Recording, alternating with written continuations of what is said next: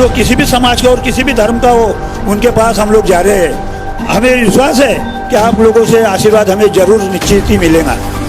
साथियों, प्रवीण जी डटके के बारे में ज़्यादा बताने की जरूरत नहीं है। अभी हाल ही में यहाँ पर कुछ ही दिन पहले मुस्लिम लाइब्रेरी का उद्घाटन हुआ। यहाँ पर एक बड़ी ई लाइब्रेरी बनने जा रही है, जो एशिया की सब में अच्छी ई लाइब्रेरी होंगी। उसकी जो उस लाइब्रेरी की प्रस्तावित लागत 20 करोड़ रुपए है। ये बहुत बड़ी राशि से यहाँ पर वो होने जा रहा है। यहाँ पर कई काम, करोड़ों रुपए के काम अल्पसंख्यक बस्तियों में भारतीय जनता पार्टी की ओर से किए गए। हमारे बीच में हमारे विधायक माननीय विकास जी कुमारिया उपस्थित हुए। आपसे निवेदन करूंगा ताली बजा जाकर उनका स्वागत कीजिए। विकास भाव को मंच पर आमंत्रित करता हूँ। और प्रवीण जी ने कई विकास कार्य यहाँ पर किए हैं। उन्होंने अपने निधि से, महापौर रहते हुए वो निधि से कब्रिस्तान के लिए निधि दिया। कामिल भाई वो बताएंगे आपको। और भारतीय जनता पार्टी ने विकास कार्य करते समय किसी तरह का कोई भेदभाव नहीं किया। उसी तरह अभी लाडली बहन योजना का कार्य हमारे पूरे भारतीय जनता पार्टी के नगर सेवकों के कार्यालयों से चला। और मुझे बताने में खुशी होती है कि भारतीय जनता पार्टी के कार्यालयों से हजारों मुस्लिम बहनों को लाभ मिला है मुख्यमंत्री माझी लाडली बहन योजना में। साथियों, भारतीय जनता पार्टी किसी तरह के कोई भी कार्य में, चाहे वो लोगों के लिए योजना देने का कार्य हो, चाहे वो विकास कार्य हो, इसके लिए किसी भी तरह का कोई भेदभाव नहीं करती है। इसलिए मैं आपसे नम्र निवेदन करता हूँ, आपसे गुजारिश करता हूँ कि आने वाले 20 तारीख को चुनाव में आप सभी लोगों को अपना वोट सोच समझ कर देना है। क्योंकि अब प्रचार बहुत चालू है। लोग कहते थे कि लाडली बहना योजना बहुत जल्दी बंद हो जाएगी। बताने में खुशी हो रही है, जहाँ जहाँ भारतीय जनता पार्टी की सरकार है, उन प्रदेशों में कई सालों से ये योजना, किसी में महातारी योजना के नाम से है, उड़ीसा में सुभद्रा योजना के नाम से है, और यहाँ पर लाडली बहना योजना के नाम से मध्य प्रदेश में है, और यहाँ मुख्यमंत्री माझी लाडली बहन योजना के नाम से है। यहाँ पर सबको वो लाभ प्राप्त हो रहा है। और इसलिए, और मैं आपको बता दूं, मेरे कार्यालय में कुछ ऐसे भी लोग आए जो इस योजना का विरोध कर रहे थे। और गिरीश जी, उन्होंने सब में पहले अपने पत्नी के फॉर्म भरे, और उन्होंने सब में पहले उनके केस होने पर पैसे नहीं आए, तो वो मेरे ऑफिस में आकर बोलने लगे, भैया तुम्हारे भाभी के पैसे नहीं आए, थोड़ा देख लेना। मैं उनका नाम नहीं लूँगा, बहुत बड़े बड़े नेता है। आप अगर ऑनलाइन देखोगे तो आपको दिख जाएगा कौन से कांग्रेस के नेता इस योजना का लाभ उठा रहे। तो फिर उनको सीटिंग देखकर हमने उनके भी पैसे दिला दिए।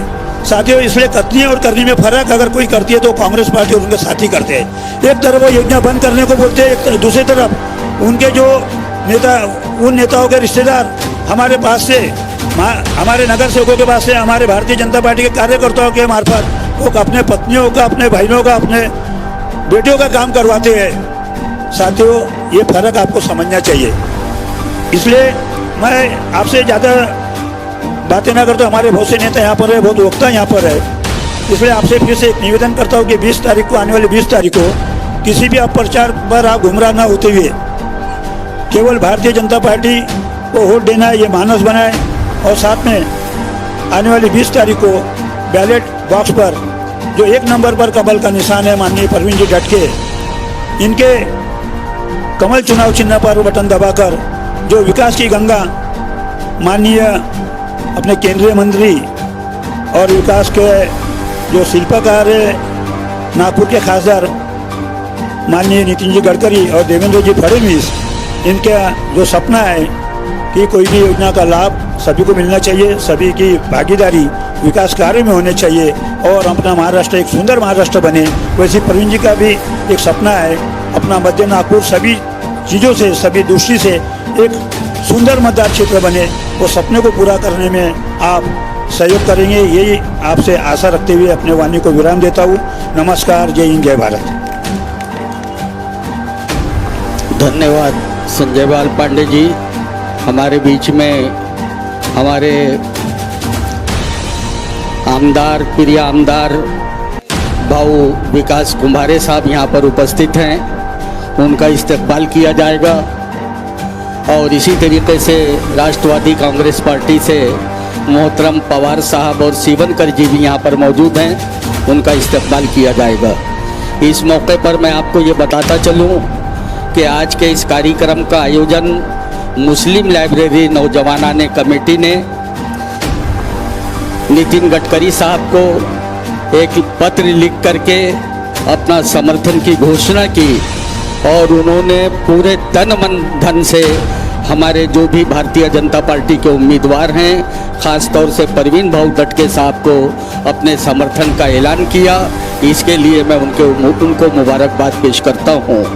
उनके जो संयोजक हैं इस कमेटी के, जनाब अब्दुल राशिद साहब, मोहम्मद अकरम, सैयद जहीरुद्दीन स्टार बेकरी, लियाज खान साहब, रियाज भाई, प्यारे साहब कुरैशी, गुलाम साबरी, आकिब कुरैशी, सैयद मेराज, मोहम्मद अतहर, रफ़त आलम लारी, मोहम्मद ज़ुबैर, जाबिर खान, मोहम्मद फैसल, अशफाक कुरैशी और अन्य जो इनके साथी हैं, इन्होंने प्रयास किया और इसके लिए उन्होंने परवीन जी से वक्त लिया कि हमको हमारे क्षेत्र के अंदर एक परवीन भाऊ की सभा और माननीय नितिन गडकरी साहब की सभा के लिए वक्त दिया जाए, और इसके लिए मैं इनका पार्टी की ओर से आभार व्यक्त करता हूं और परवीन भाऊ की ओर से आभार व्यक्त करता हूं। वक्त बहुत कम है और हमारे बीच में हमारे लाडले आमदार जनाब विकास भाऊ कुम्हारे साहब हैं। मैं उनसे दरख्वास्त कर रहा हूं कि वो इस मौके पर अपने ख्यालात का इजहार करें।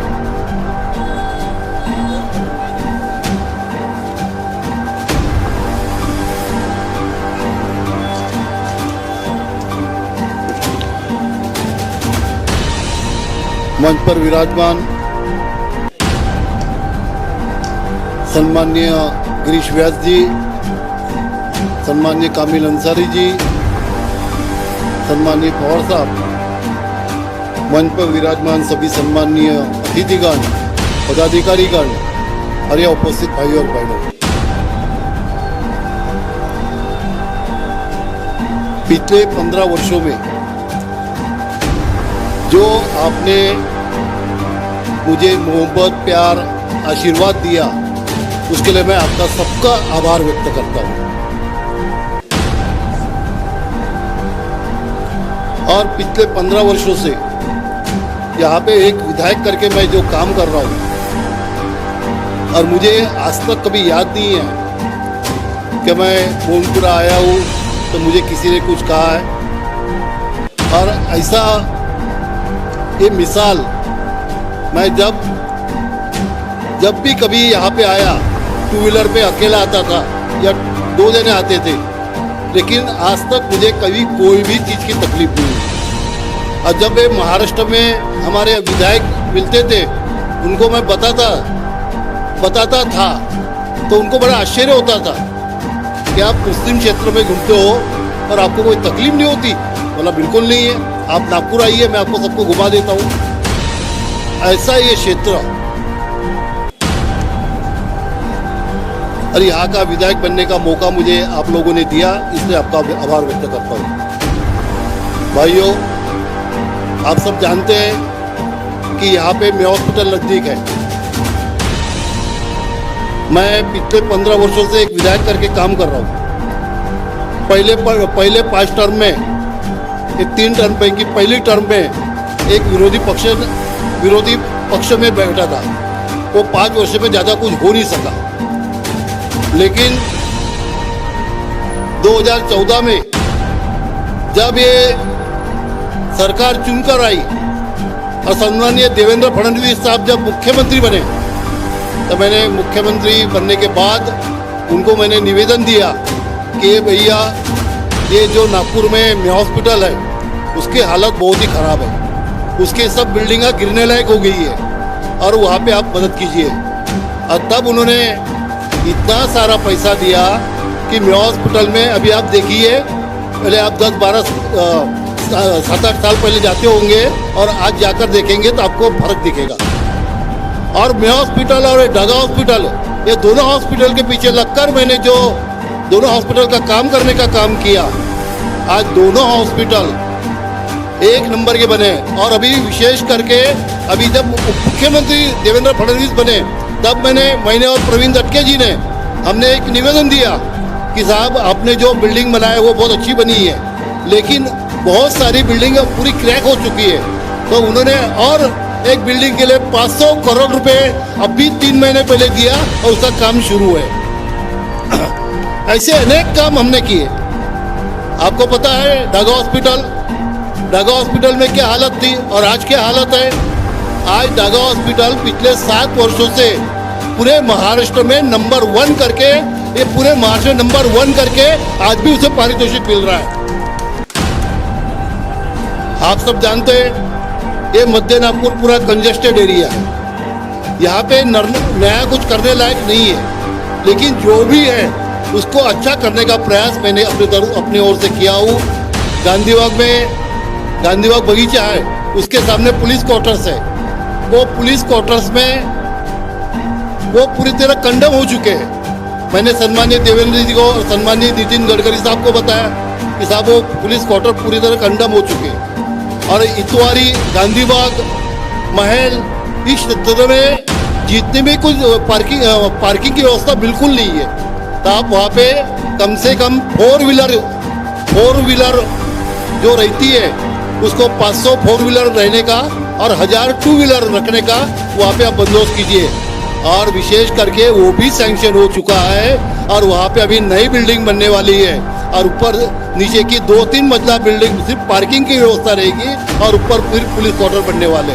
और वो पुलिस स्टेशन जो है, पुलिस स्टेशन भी नागपुर शहर का नहीं तो पूरा महाराष्ट्र का A1 क्वालिटी का बनने वाला है। जैसा लकड़गंज में बना हुआ है वैसा ये गांधीबाग में बनने वाला है। ऐसे अनेक कार्य किए हैं। आपको सबको पता है, मेरे को ज़्यादा बताने की जरूरत नहीं है। लेकिन जो प्रवीण दटके जी खड़े हैं, अभी आपको लग रहा होगा कि मेरी टिकट कटी और मैं बहुत नाराज होऊंगा। मैंने पिछले 5 वर्ष पहले ही गडकरी साहब को कह दिया था कि गडकरी साहब ये मेरा लास्ट टर्म है और इसके बाद मुझे चुनाव नहीं लड़ना। तो गडकरी साहब ने वही बात ध्यान में रखी। मैंने 2 महीने पहले पूछा, गडकरी साहब बताइए मैंने क्या करना चाहिए। उन्होंने बेटा आप शांत बैठिए, हम देखेंगे क्या करने का। और बाद में उन्होंने प्रवीण दटके की टिकट डिक्लेयर की। मुझे कोई नाराजी नहीं, क्योंकि 15 साल मैंने बहुत वर्ष निकाल चुका हूँ और 10 वर्ष नगर सेवक रह चुका हूँ। इसलिए नए कार्यकर्ता को चांस मिलना चाहिए, ये मेरी मन से इच्छा थी। इसलिए मैंने नए कार्यकर्ता को चांस दिया। सम्माननीय मध्य नागपुर के उम्मीदवार सम्माननीय आमदार प्रवीण दटके जी यहाँ पे आ चुके हैं। कृपया सबने ताली बजाकर उनका स्वागत कीजिए। और आपको पता है प्रवीण दटके एक ईमानदार और 4 टर्म यानी 20 साल से नगर सेवक करके काम कर रहा है।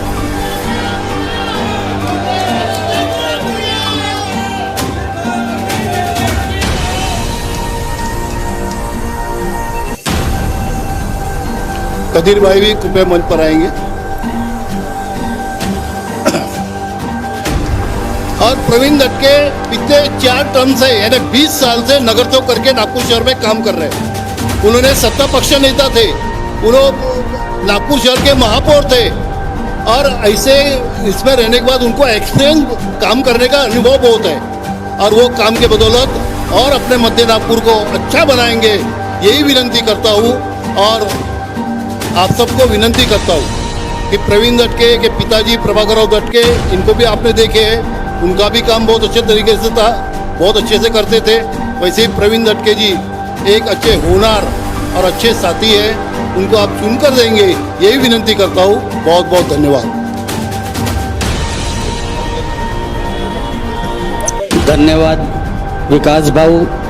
मैं शफी खान साहब, जमील पटेल और छोटा फारूक साहब से विनंती कर रहा हूँ स्टेज पर आए। ये थे विकास कुमारे साहब हमारे दरमियान में। जी हाँ।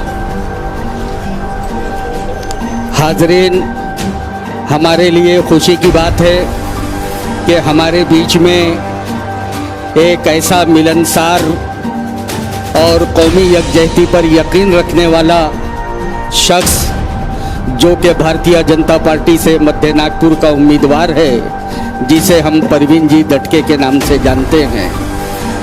प्रवीण जी दटके लोग चुन करके आने के लिए मुख्तलिफ वादे करते हैं, मुख्तलिफ अपील करते हैं, लेकिन ये एक ऐसा कैंडिडेट है नागपुर की सरजमीन पर जिसने ऐसा क्या आने से पहले हमारे इलाकों के लिए और ख़ास तौर से अक़लियतों के लिए जो काम किया है, इंशाअल्लाह मैं उनको जब बुलाऊंगा उसका जिक्र करूंगा। वक्त कम है और हमारे बीच में माजी आमदार जनाब गिरीश व्यास साहब मौजूद हैं। मैं उनसे अपील कर रहा हूं कि वो आएं और अपने ख्यालात का इजहार करें। जनाब गिरीश व्यास साहब।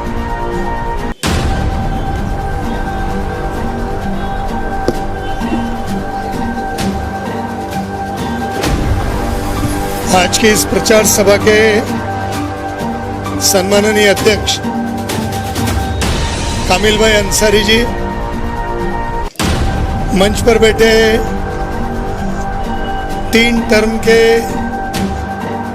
आपके द्वारा चुने गए विधायक माननीय विकास जी कुंभारे,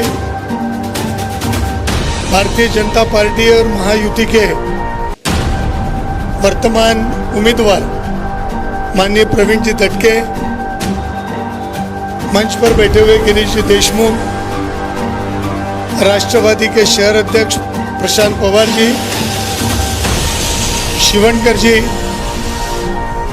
अन्य लतीफ बावा, गुड्डू भाई, हमारे फारूक अंसारी जी, अन्य सभी सम्माननीय पदाधिकारी, हाजी कदीर जी वो भी यहाँ उपस्थित हैं, उपस्थित सारे भाई और बहनों, इस चुनाव प्रचार सभा के माध्यम से हम आपसे निवेदन करने आए, प्रार्थना करने आए कि आने वाले 20 तारीख को भारतीय जनता पार्टी महायुति के उम्मीदवार माननीय प्रवीण जी तटके, इनके कमल निशान पर बटन दबाकर इन्हें प्रचंड बहुमतों से आप विजयी करेंगे। प्रवीण जी तटके आपके लिए परिचित बहुत ज्यादा हैं क्योंकि वह स्वर्गीय प्रभाकरराव जी तटके के बेटे हैं और सम्माननीय प्रभाकरराव जी तटके जिनके नेतृत्व में हमने काम किया, जिनके नेतृत्व में हमारी लीडरशिप खड़ी हुई, वे माननीय प्रभाकरराव जी तटके जिनके इस मोमिनपुरा के अनेक परिवारों से बहुत करीबी संबंध रहे, जिनको एक तरह से इस तरफ की जनता बहुत प्यार करती थी, ऐसे स्वर्गीय प्रभाकरराव जी तटके इनके वे बेटे हैं। एक अनुभवी कार्यकर्ता, एक अभ्यास करने वाला कार्यकर्ता, एक जनता के विकास की योजनाओं को क्रियान्वित करने की क्षमता, ताकत, दिशा देखने की जिसके पास है, ऐसा एक प्रतिनिधि हमारे को मिला। माननीय विकास जी कुंभारे ने इन 3 टर्म में 15 सालों में जो भी विकास की एक गंगा, जैसा कि उन्होंने अपने भाषण में कहा और केवल आज नहीं कहा, इसके पहले अनेक बार संवाद में, अनेक जाहिर सभाओं में, और आपने उनके काम को देखा है कि इस पूरे मध्य नागपुर में सीमेंट के रास्ते हो या अन्य विकास के काम हो, मेडिकल हो, मेयो हॉस्पिटल हो या डागा हॉस्पिटल हो या अन्य सारे कामों को उन्होंने बड़े प्रभावी ढंग से आपके सामने यह विकास किया है। क्योंकि हमारा मानना है कि सबका साथ और सबका विकास, सारे समाज को लिए साथ में आगे है बढ़ते जाना, और यही हमारे काम की एक दिशा है। ये हमारा निवेदन है, ये हमारा संकल्प आपके साथ है और आप लोग इस बात को गौर करेंगे। मैं जानता हूं मुझे अब अगले साल 50 साल हो जाएंगे इस राजनीतिक जीवन में, सामाजिक जीवन में काम करते हुए। आपातकाल के सत्याग्रह से लेकर तो 2025 तक मेरे 50 साल पूरे हो जाएंगे और इन 50 सालों में मैंने जो नागपुर का अभ्यास किया है, इस मध्य नागपुर का अभ्यास किया है, इस मध्य नागपुर की जनता को देखा है। मेरे भी काफी संबंधित क्षेत्र में रहे, मेरे ही क्या, मैं कहना चाहूंगा कि मेरे पिताजी के बहुत पुराने संबंध रहे हैं। हमको हमेशा कटघरे में रखा जाता है, हमारे बारे में झूठ फैलाया जाता है, हमारे बारे में सांप्रदायिकता की बात की जाती है। पर कल्पना करो कि आज से 50-60 साल पहले इस जामा मस्जिद की केस, जब आपके याकूब कमर जी विधायक थे, कांग्रेस के विधायक थे, और इस जामा मस्जिद के सदर थे, प्रमुख थे, यहाँ की ट्रस्ट उनके साथ थी, उस समय की बात कर रहा हूँ। मेरे पिताजी तो आरएसएस के कट्टर थे, मैं भी आरएसएस का कट्टर हूँ, और उस समय जो वातावरण समाज में था, इसके बावजूद एक मत से जामा मस्जिद की कमेटी ने मेरे पिताजी को, पंडित बत्सराज जी व्यास को, जो सुप्रीम कोर्ट के एडवोकेट थे, जो विधायक थे विधान परिषद के, ग्रेजुएट कॉन्स्टिट्यूंसी से चुन के गए थे, याकूब कमर साहब ने इस केस, जामा मस्जिद की केस हमारे पिताजी के हाथ में दी और विश्वास व्यक्त किया कि यही व्यक्ति है जो हमको न्याय दिला सकता है। और सरकार से लड़कर उन्होंने जामा मस्जिद की जमीन, ये इस कमेटी को बहाल की। हमारे बारे में सवाल उठाए जाते हैं, क्यों उठाए जाते हैं? हमने कौन सा ऐसा झूठ किया? हमने हमेशा अच्छा काम किया, ईमानदारी से काम किया। हमारी अगर छाती को खोल कर देखें तो हमारे मन में कभी विद्वेष नहीं रहा। हम हमेशा सबको साथ लेकर चलने की बात करते हैं, पर ये कांग्रेस के लोग हमेशा झूठ फैलाते हैं।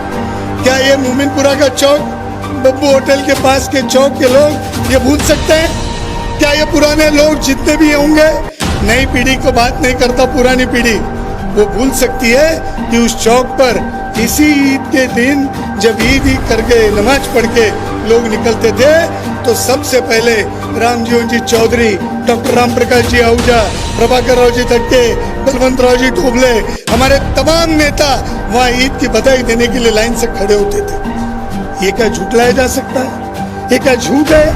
ये यहाँ तमाम हमारे कार्यकर्ता हैं जो आपके इसी क्षेत्र में रहते हैं, वो एक फारूक अंसारी हो, लतीफ बाबा हो, कोई बताए तो कि हम कब नहीं आए। हम हमेशा वहाँ खड़े रहकर लोगों को गले से मिलाते रहे। क्यों मिलाया? हम सबको साथ लेकर चलते रहे। पर हमारे बारे में कांग्रेस ने झूठ फैलाया। हमारे बाद कांग्रेस के लोग यहाँ खड़े रहने लगे, उसके पहले कभी खड़े नहीं हुए थे। जनसंघ से लेकर तो भारतीय जनता पार्टी के प्रवास तक हम यहाँ पर खड़े रहते थे और यहाँ पर लोगों को ईद की बधाई देते थे। फिर हमको समर्थन क्यों नहीं? फिर हमसे प्यार क्यों नहीं? फिर हमको वोट क्यों नहीं? हम तो विकास की बात करते हैं। ये विकास जी कुंभारे ने इतना विकास किया। वोट के बारे में भी सोचना चाहिए। नई पीढ़ी को मैं कहना चाहता हूं कि आप लोग भी समझ लें, हम हमेशा खुले दिल से चलते हैं। आप आने वाले 20 तारीख को अपने दिल का परिवर्तन बताइए। एक बड़ी अच्छी बात कही है किसी ने कि जोड़ने को जोड़ लेते, स्नेह का संबंध सब, किंतु सुख दुख में सदा नाता निभाना है कठिन, है सरल नजरें मिलाना। लतीफ बाबा मिले तो हाय नमस्कार कैसे हो ये कर लेना, या अपने इसमें का कोई आदमी मिले तो हाय हेलो कर लेना, ये बात रह गई। है सुख दुख में नाता निभाना है कठिन, है सरल नजरें मिलाना, दिल मिलाना है कठिन। हम दिल मिलाने के लिए आपके साथ हमेशा तैयार हैं। आपको आगे आने की आवश्यकता है। मुझे याद है जब हम यहाँ काम करते थे तो हमारी पार्टी का कार्यालय कहाँ होता था, तो वो चौक की लाइब्रेरी में 3री मंजिल पर हम बैठते थे। हमारे कुछ कार्यकर्ताओं को लेके, फारूक भाई को मालूम है, लतीफ बाबा को मालूम है। पर हमारे साथ जब लोग जुड़ना शुरू हुए, हाजी भी हमारे साथ जुड़े और भी सारे लोग हमारे साथ जुड़े, तो वहाँ से ग्राउंड फ्लोर पर आ गए। और अभी आपके दिलों में आना बाकी है। पर कामिल भाई आप यहाँ पर हैं, आपके नेतृत्व में मैं विश्वास के साथ कह सकता हूँ, हाजी कदीर हो, अशफाक पटेल हो, ये सारे लोगों के काम के आधार पर हम कह सकते हैं कि हम आपके दिलों पर भी राज करेंगे। हम समय का इंतजार करने को तैयार हैं, पर अब ज्यादा समय मत दीजिए। ये प्रवीण दटके जैसा व्यक्ति आपको मिला है। मैं आपको बताना चाहता हूँ, हमारे बारे में सवाल उठाते हैं। हमने वो हसन बाग का कब्रिस्तान किसने बनाया, कौन है उसके पीछे, हमने कभी इसकी प्रसिद्धि नहीं की। वो कब्रिस्तान यदि एनआईटी की ओर से आपको मिला होगा तो सतीश चतुर्वेदी, कांग्रेस का विधायक, कांग्रेस का मंत्री, मैं खुले यहाँ पर कहना चाहता हूँ आपके बीच में, बुलाइए चतुर्वेदी जी को, यहाँ पर बुलाइए तानाजी वनवे को और जरा पूछिए उनके क्षेत्र का यह एक कब्रिस्तान की जगह इस पे शॉपिंग कॉम्प्लेक्स बनाने की तैयारी थी। ये तो बात थी कि प्रभाकर राव जी तटके महानगर पालिका में सत्ता पक्ष के नेता हुआ करते थे, अटल बहादुर सिंह महापौर थे और उन्होंने मुझे एनआईटी में ट्रस्टी करके भेजा था। एनआईटी में ट्रस्टी जाने के बाद मेरे पास वहां पर इब्राहिम भाई चूड़ी वाले आज जिंदा हैं और मजीद शोला, ये दो जने आए कि ये हमारी जमीन है और इस पे शॉपिंग कॉम्प्लेक्स का टेंडर निकला है, आप कुछ करिए। हमने वो टेंडर रद्द किया, मैंने वो टेंडर रद्द किया, सारे कागजात सिटी सर्वे से निकाले। ये इतिहास वो हसन बाग में आपके रिश्तेदार रहते होंगे तो जाके जरा पूछ लेना कि ये कब्रिस्तान किसकी देन है, ये गिरीश व्यास की देन है। इस बात को आप समझ लेना। हमको कटघरे में रखते हैं। ये कांग्रेस वाले शॉपिंग बना के बेचना चाहते थे, हमने उसको ठीक किया, हमने आपकी जमीन लौटाई, हमने कब्रिस्तान बनाया। गडकरी जी विधान परिषद के नेता थे, उन्होंने वहां पर कंपाउंड वॉल बनाई, आज वो कब्रिस्तान वहां पर है। किसी भी परिवार को पुराने पूछ लीजिए कि किसकी देन है, ये भारतीय जनता पार्टी की देन है। मित्रों, मैं आप लोगों से खुले दिल से कहना चाहता हूँ, आप सब लोग एक बात विचार कर लीजिए, आप एक बार मन में सोच लीजिए, ये हमारे फारूक भाई के पीछे यहाँ AIT मोमिनपुरा का मैदान है, यहाँ AIT मोमिनपुरा के मैदान पे यहीं पर हम खेलते थे और यहीं कबड्डी की हम टूर्नामेंट लेने के लिए वही गिरीश व्यास आपके साथ आते थे। क्यों फारूक भाई, बराबर है ना? फिर भी हम तो आपके साथ हैं भाई, हम कहीं बदले नहीं हैं। और अभी आपको एक ऐसा व्यक्ति प्रतिनिधि करके मिल रहा है जो विकास कुंभारे के कंधे से कंधा लगाकर उसके छोड़े हुए काम, फिर पार्किंग का विषय हो या और भी यहाँ की सुविधाओं के विषय हो, जो प्रस्ताव पाइपलाइन में विकास कुंभारे ने डाले हैं उसको पूर्णता करने की जवाबदारी अब प्रवीण जी तटके की तरफ है।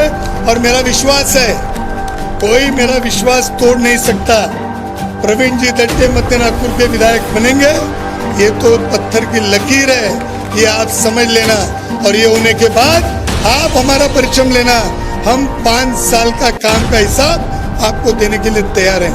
अभी विधान परिषद में आमदार है हमारे प्रवीण जी, और इस आमदार के रहते हुए इन्होंने 100 करोड़ के करीब का काम तो यहाँ पूर्व नागपुर के अपने मध्य नागपुर में किया है। तो एक महापौर, 4 बार का नगर सेवक, भारतीय जनता पार्टी का शहर का अध्यक्ष, इस क्षेत्र का एक अच्छा जानकार आपके सामने भारतीय जनता पार्टी ने प्रतिनिधि के रूप में दिया है। मैं आपसे हाथ जोड़कर निवेदन करता हूँ, मैं प्रार्थना करता हूँ, आज सम्माननीय गडकरी जी उनके हेलीकॉप्टर में कुछ तकलीफ आने से बाय रोड नागपुर आ रहे हैं, वो शायद यहाँ पर ये सभा समाप्त होते तक पहुँच जाएंगे तो बड़ी बात है।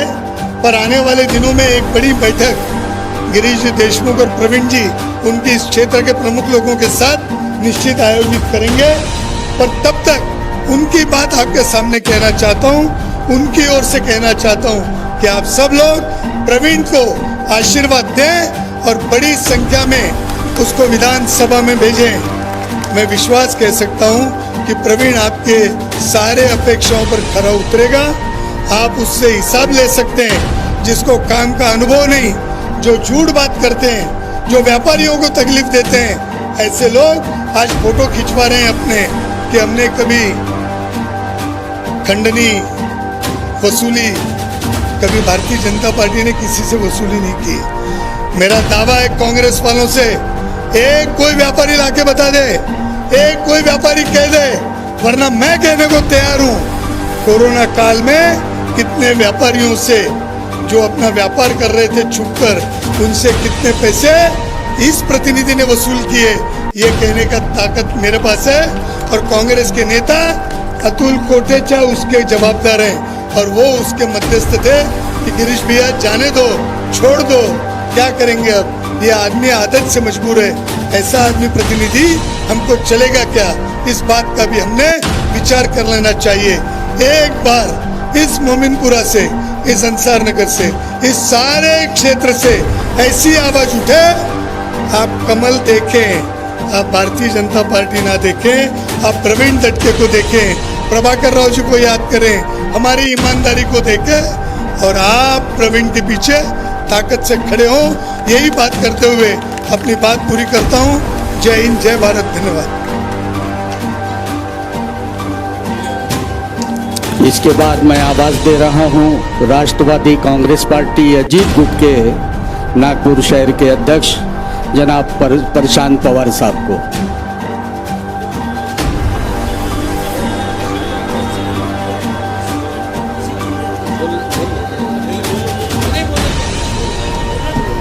भाई, हमारे नौजवान मुस्लिम लाइब्रेरी नौजवान कमेटी के अरकान जो हैं वो प्रभाकर राव दटके साहब का इस्तकबाल करने के लिए बेचैन हैं। मैं उनके तमाम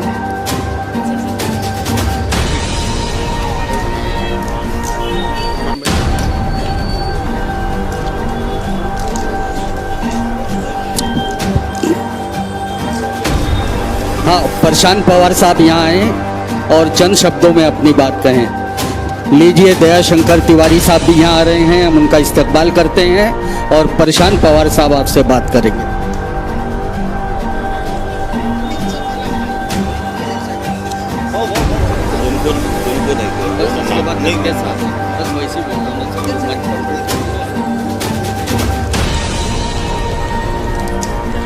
आज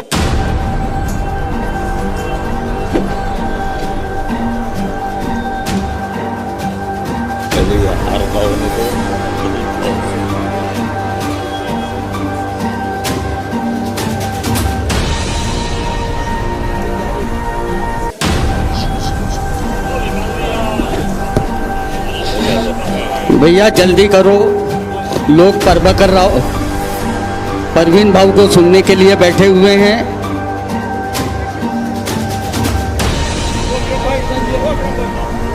मुस्लिम लाइब्रेरी नौजवान कमेटी डटके साहब का इस्तकबाल कर रही है।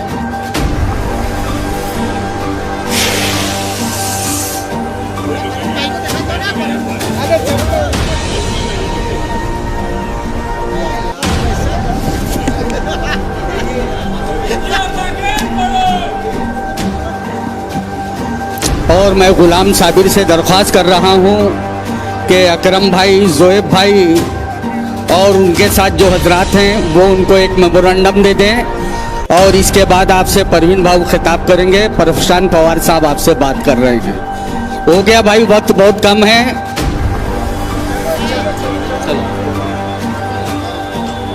भाई जी 10 मिनट बाकी है भैया, हट जाओ बाकी लोग जी। आज मोमिनपुरा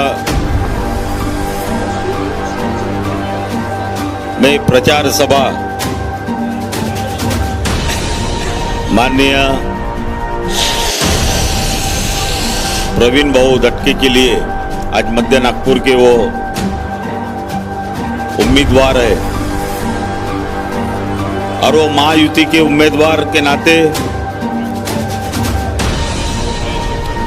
अभी ये सभा का यहाँ आयोजन किया है और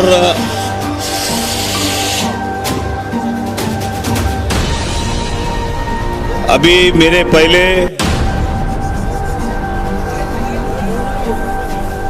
यहाँ पे उपस्थित मंच पे उपस्थित सभी महानुभाव पंथ, सामने में बैठे हुए मेरे भाई और बहनों, 20 तारीख को ये महाराष्ट्र का वोटिंग होना है और उसमें अपने को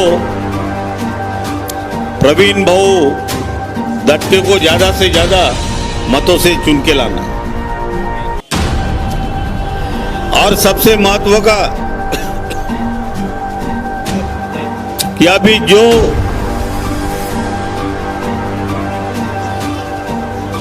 विकास भाऊ कुंभारे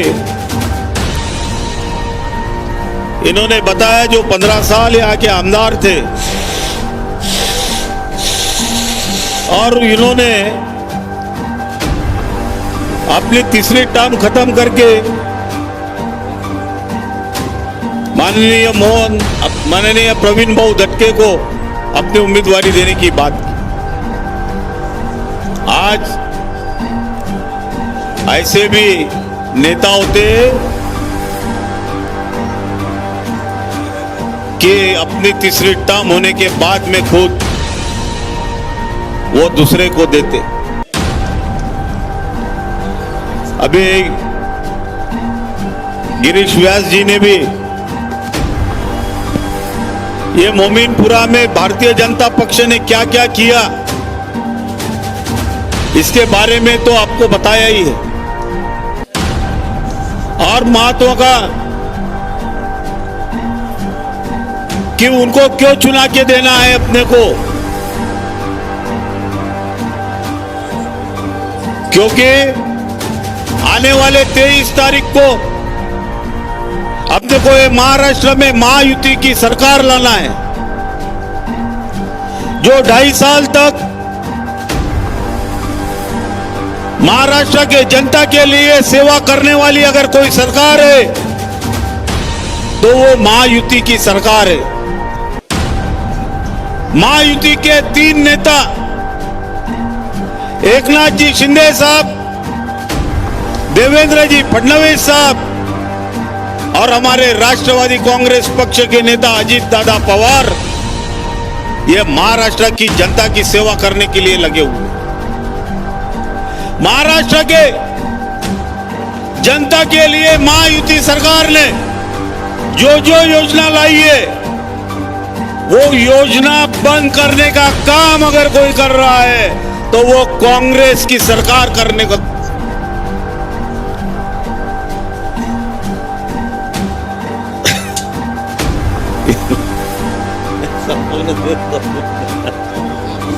तो अभी मेरे ख्याल से टाइम भी हो रहा है, इसलिए प्रवीण भाऊ को सुनना है, फिर कभी आके मैं सुनाऊंगा।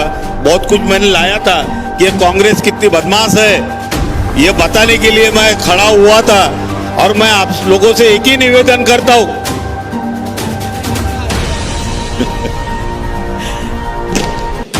क्योंकि ये जो योजना है आज अपने यहाँ पे मध्य नागपुर में अगर सबसे ज्यादा फायदा हुआ है तो वो योजनाओं का फायदा हुआ।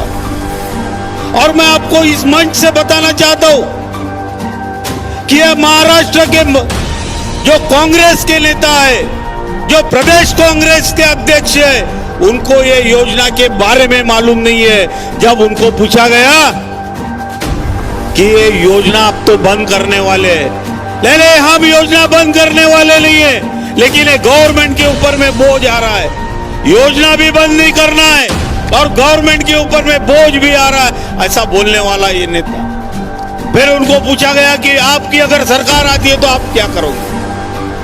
बोले हम इनको 3,000 रुपए देंगे। और जो अभी महायुति की सरकार जो पैसा दे रही है तो बोले ये महाराष्ट्र की जमीन बेच के पैसा दे रही है। आज मेरे को बताओ, इनकी सरकार आएंगे तो ये 3,000 देंगे और हमारी सरकार जो दे रही है और आने वाले 23 तारीख के बाद में भी आपको वादे के साथ बताता हूं कि सरकार आएंगी महायुति की और महायुति का मुख्यमंत्री बनेगा।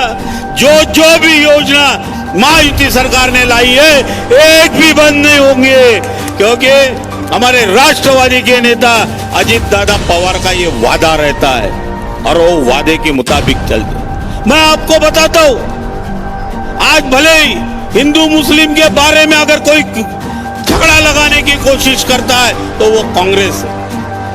हमारे मुस्लिम भाइयों भी आज हमारे विकास भाऊ कुंभारे को 15 साल से इस यहाँ पे इस धरती पे आमदार बना रहे, ये विभाग का आमदार बना रहे, तो इनके वोटों से भी बनते हैं। ये झूठा जो नैरेटिव जो पास करते हैं ये बहुत ही गलत है। आप इनके ऊपर विश्वास मत रखिए।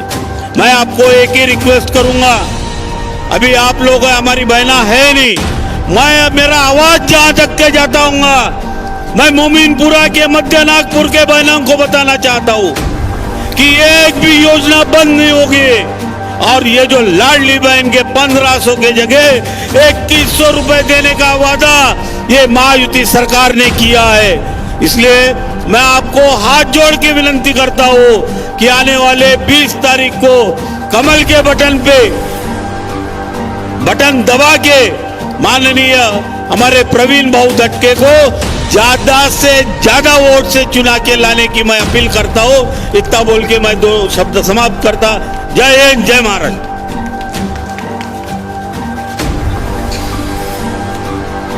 आज की इस चुनावी सभा में उपस्थित अपने नागपुर के माननीय महापौर दयाशंकर जी, हमारे नेता माननीय कामिल भाई, राष्ट्रवादी कांग्रेस के शहर के अध्यक्ष माननीय पवार साहब, हमारे दूसरे नेता मेरे काका माननीय अब्दुल कदीर, हमारे बालपांडे साहब, हमारे फारूक काका, लतीफ काका, उपस्थित माता भगिनी दोस्तों, सारे वक्ताओं ने, पूर्व वक्ताओं ने, भाजपा ने, महायुति ने क्या क्या किया इसकी बात की। वो सारे बड़े वक्ता है, समारोह में दयाशंकर जी उसके बारे में बात करेंगे। इस मोमिनपुरा में मैं आज पहली बार भाषण देने के लिए खड़ा हूं। दोस्तों, मुझे खुशी है कि कुछ करने के बाद मैं भाषण देने के लिए खड़ा हूं। लोग कुछ करने के पहले भाषण देते हैं। मैं पहला ऐसा वक्ता हूं या पहला ऐसा भाजपा का कार्यकर्ता हूं कि भाजपा के सारे लोग कुछ करने के बाद भाषण देते हैं। दोस्तों, आपके सामने कंस्ट्रक्शन चल रहा है। ये बालपांडे जी बैठे हैं, माननीय दयाशंकर जी बैठे हैं। माननीय बालपांडे जी इस प्रभाग से चुन के आए थे। एक सदस्य हमारे पार्टी का था और एक सदस्य दूसरे पार्टी का था। ये बालपांडे जी ने इसकी शुरुआत की, इस मुस्लिम लाइब्रेरी की। और मुझे खुशी है कि जिस दिन देवेंद्र जी पहली बार मुख्यमंत्री बने 2014 में, तो दिवाली के दिन थे, पहले किसी फाइल पर सही की होगी तो यहां पर जो कुछ अतिक्रमण था उस पर स्टे दे के रखा था माननीय विलासराव जी देशमुख ने। वो स्टे हटाने के फाइल पर माननीय देवेंद्र जी ने सही की, माननीय बालपांडे साहब और दयाशंकर जी ने कोशिश की थी। दोस्तों, फिर हमारी 2.5 साल में सरकार आई। यहाँ की नौजवान कमेटी, मुस्लिम लाइब्रेरी नौजवान कमेटी, यहाँ की कमेटी मेरे पास मिलने आई कि हमारे को इसका काम दीजिए। हमने अतिक्रमण बाजू किया है। महानगर पालिका का आयुक्त तो सुन नहीं रहा था। हमने बोला कि लाइब्रेरी हम सरकार के पैसे से बनाएंगे और जो उचित लोग होंगे उनको चलाने के लिए देंगे। दोस्तों, पहली बार पैसे आए, अपने केंद्र सरकार की एक योजना से पैसे आए। बहुत सारी अटी शर्ती थी। 25 किलोमीटर के अंदर कितनी लोक संख्या है, क्या है, उसके सर्टिफिकेट चाहिए थे। माननीय देवेंद्र जी के सामने हम गए। देवेंद्र जी ने बताया यहाँ पर ये निधि दूसरी जगह लेके जाएंगे। और अर्बन डिपार्टमेंट ने देवेंद्र जी के ओर से, माननीय मुख्यमंत्री एकनाथ शिंदे जी के डिपार्टमेंट से देवेंद्र जी ने 25 करोड़ का निधि दिया। नक्शा सैंक्शन हुआ, टेंडर हुआ, टेंडर एक अच्छा आदमी को गया। आज आपके सामने काम शुरू है। हमारे महिलाओं के लिए अलग अभ्यासिका, हमारे लड़कों के लिए अलग अभ्यासिका, कंप्यूटर लाइब्रेरी अलग, किताबों की लाइब्रेरी अलग। कोर्सेज के लिए IAS, IPS, इंजीनियरिंग, डॉक्टर, इनके कोर्सेज के लिए कुछ अच्छे भाषण, उसके लिए अलग हॉल अलग। हर मसले पर उत्तम व्यवस्था, लिफ्ट की व्यवस्था अलग। और अद्यावत ई लाइब्रेरी, अद्यावत मुस्लिम ई लाइब्रेरी का यहाँ निर्माण होगा। ये माननीय कामिल भाई यहाँ बैठे हैं, इनके जैसा फॉलोअप करने वाला आदमी मैंने देखा नहीं। आपका मुस्लिम कब्रिस्तान है, बहुत सारी असुविधाएं थी। रोज एक चीज के पीछे लगकर आज जो कुछ काम मुस्लिम कब्रिस्तान में शुरू है उसका सारा श्रेय कामिल भाई का है। कामिल भाई पीछे लगे इसलिए वो कब्रिस्तान में काम हो रहे। एक गुलाब बाबा स्कूल है अपने पास, वहां के सभी नागरिकों का कहना था कि स्कूल में अभी ये सारे पुराने वाहन रहते हैं, ये सब चलता है, हमारे बस्ती को इसकी तकलीफ होती है। हमने किरण रिजिजू के पास उसका एक आवेदन भेजा। अब बस्ती के नागरिक तय करेंगे कि उनको वहां क्या चाहिए। प्रवीण दटके तय नहीं करेगा, कोई नेता तय नहीं करेगा, वहाँ के नागरिक तय करेंगे, वहाँ की महिलाएं तय करेंगी, वहाँ की बच्चियां तय करेंगी, वहाँ के लड़के तय करेंगे, वहाँ के युवक तय करेंगे। और उस जगह पे क्या चाहिए, समाज को किस जगह किस चीज की जरूरत है, वो बस्ती तय करेंगे और वहाँ वो प्रकल्प बनेगा। अपने पास यहाँ का ये है कत्ल खाना, स्लॉटर हाउस। बहुत बार अपने भाई लोग आए कि ये कार्रवाई हो रही, ये कार्रवाई हो रही, ये बंद हो रहा है। हम सब कमिश्नर जी के पास गए, अपने मुस्लिम बांधव थे, हिंदू बांधव थे, हम सब मिलकर गए। बाला लारोकर जी, हमारे तुषार लारोकर जी, इन सब का नेतृत्व करने हमारे गुलाम भाई, ये सब लोग आए। हम कमिश्नर के पास गए, माननीय दयाशंकर जी ने उसमें से मार्ग बताया। हम कमिश्नर के पास गए, कमिश्नर से हमने वचन लिया कि यह काम होगा, वो काम हमने करवा के दिखाया। और बहुत सारा काम वहां करना है। वहां कुरैशी समाज को बहुत सारी जरूरत है, वो भी हम इसके बाद करेंगे। इसका शब्द मैं आपको देता हूं। दोस्तों, एक धोबी नगर का इशू है, रेलवे की जमीन पर झोपड़े हैं, 25-25, 50-50 साल से नागरिक वहां बैठे हैं। वो रेलवे की जगह है। अब वहां कैसे पट्टे मिल सकते हैं, नहीं मिल सकते। यदि मिलेंगे तो सच बोलेंगे, नहीं मिलेंगे तो नहीं मिलेंगे। लेकिन उन सारे लोगों की परमानेंट कहाँ व्यवस्था हो सकती है, परमानेंट मकान कैसे मिल सकते हैं, एक घर में 2 बच्चे हैं, दोनों की शादी हो गई, उनको 2 फ्लैट कैसे मिल सकते हैं, इन सारे चीजों के लिए कोशिश करेंगे। लेकिन झूठ नहीं बोलेंगे। यदि मिलेंगे तो हाँ बोलेंगे, नहीं तो जहां मिलेंगे वहां उसके लिए कोशिश करेंगे। एक नया विषय, बहुत यहाँ की हमारे बहनों के लिए बहुत तकलीफ है, बहुत बड़े मार्केट महिलाओं के लिए बने हैं, लेकिन आज तक किसी ने सुलभ शौचालय की बात नहीं की, महिलाओं के लिए वॉशरूम की बात नहीं की। अभी मैं पीछे के रास्ते आया, सामने का जाम था, ऐसा मार्केट तो बरड़ी में भी नहीं महिलाओं का। लेकिन यहाँ आने वाले भगिनियों के लिए, हमारी बहनों के लिए एक सादा सुलभ शौचालय नहीं है। देखिए कितनी तकलीफ होती है। तो ये कहाँ बनाएंगे? तो इसके लिए जगह ढूंढकर हमारे महिलाओं को कभी तकलीफ ना हो, उनको कोई किसी चीज की अड़चन न हो, इसके लिए बहुत अद्ययावत 5 स्टार सुलभ शौचालय बनाएंगे। ये वादा मैं आपके सामने करता हूं कि मोमिनपुरा में माननीय दयाशंकर जी आके नजदीक थे, बहुत सारे नालों का काम उन्होंने किया। बाल पांडे जी आके नगर सेवक थे। बहुत सारी सीवर लाइन की भी अड़चन है, रोज मशीन लगानी पड़ती है, रोज कुछ ना कुछ होता है। माननीय नितिन जी को और माननीय देवेंद्र जी को आप धन्यवाद दीजिए कि नाग नदी सफाई अभियान में जो ट्रंक लाइन का काम होने वाला है, वो इस मोमिनपुरा में भी होने वाला है। इस मोमिनपुरे की हर ट्रंक लाइन, हर सीवर लाइन बदलने जाने वाली है। अपना परमानेंट प्रॉब्लम सॉल्व होगा। 24 करोड़ रुपए केंद्र सरकार, राज्य सरकार ने दिए। दोस्तों, ये अभी एक निवेदन मुझे प्राप्त हुआ, ये अपने मुस्लिम लाइब्रेरी के बाजू में एक 50,000 फुट की जगह महानगर पालिका में, वहाँ एक डीएड कॉलेज चलता है। अपने समाज की कुछ शादियां वहाँ होती है, वहाँ एक यूनानी दवाखाना चलता है, वहाँ एक छोटी सी लाइब्रेरी है। ये सारी चीजें वहाँ चलती है। यहाँ के नौजवान जो व्यवसाय करने वाले तरुण हैं, उन्होंने एक निवेदन दिया कि वहाँ एक अच्छा अद्ययावत शॉपिंग कॉम्प्लेक्स पार्किंग के साथ बनना चाहिए। वहाँ डीएड कॉलेज के लिए भी जगह मिलेगी, वहाँ वो शादियों का सभागृह भी होगा, वहाँ अपना दवाखाना भी होगा, और अपने जवान लड़कों के लिए नियम के अनुसार 100-150 दुकान, क्योंकि एफएसआई भी बढ़ गया है, यूनिफॉर्म डीसीआर आया है।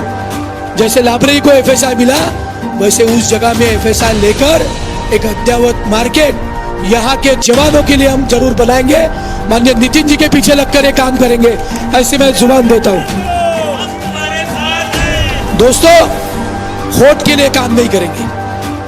माननीय दयाशंकर जी 20-20, 30-30, 40-40 साल के बाद काम कर रहे हैं। लतीफ बाबा काम कर रहे हैं, फारूक काका काम कर रहे हैं, हमारे वो टेलर काका काम कर रहे हैं, छोटे फारूक जी काम कर रहे हैं, मुल्ला सलामतुल्ला अंसारी जी ने तो अपनी पूरी उम्र इस भाजपा के काम के लिए दे दी। उसके बाद उनके लड़के ने उसकी उम्र पूरी इसके काम के लिए दे दी। लेकिन हम वोट के चक्कर में काम नहीं करेंगे, हम निरंतर काम करेंगे।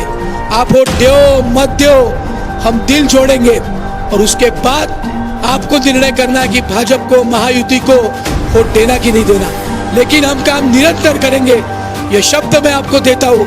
और 20 तारीख को यदि आपको लगा कि भाजपा ही काम कर सकती है, उनके 50 साल और हमारे 10 साल किसने निधि लाया, इसका आप हिसाब मांगो, हमसे मांगो, उनसे मांगो। और यदि हम सच बोल रहे होंगे तो 20 तारीख को ईवीएम मशीन पर हम नंबर 1 पर है। हमारे नितिन जी नंबर 1 के नेता है, हमारे देवेंद्र जी नंबर 1 के नेता है, हमारे मोदी साहब नंबर 1 के नेता है, हमारी कमल की बटन भी नंबर 1 पर है। वो आप जरूर, यदि हमने कुछ किया है, हम पर विश्वास है, हम यदि नौटंकी नहीं कर रहे, हम किसी को गुमराह नहीं कर रहे, तो उस बटन को आप दबाइए। इतनी विनती मैं करता हूँ, माननीय दयाशंकर जी से विनती करता हूँ कि इस सभा का वो समारोह करें।